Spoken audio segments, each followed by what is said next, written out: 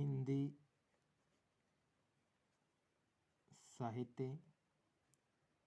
हम आज दूसरे इतिहास ग्रंथ के बारे में चर्चा करेंगे। मैं हिंदी का विद्यार्थी हूँ और पहले क्लास में हमने पढ़ा था गारसा दत्तासी का जो इतिहास ग्रंथ था वो हमने पढ़ लिया और हम दूसरा इतिहास ग्रंथ पढ़ रहे हैं अब शिव सिंह सरोज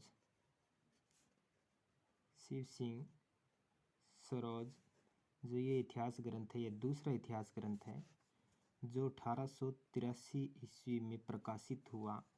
1883 ईस्वी में प्रकाशित हुआ। जो इसके लेखक हैं डॉक्टर शिव सिंह सेंगर। इस इतिहास ग्रंथ में कुल कवि हैं 1003, क्योंकि शिव सिंह सरोज है जो डॉक्टर शिव सिंह सेंगर ने लिखा था, जिसमें कुल 1003 कवि हैं। ये गारसा दत्तासी का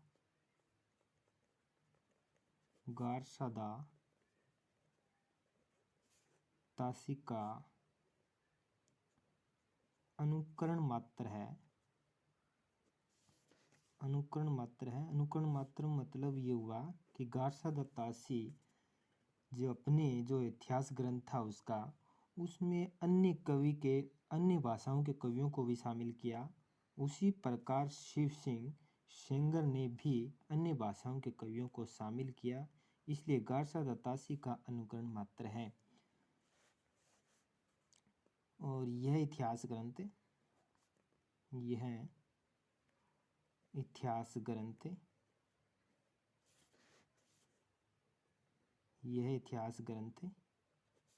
हिंदी में लिखा गया।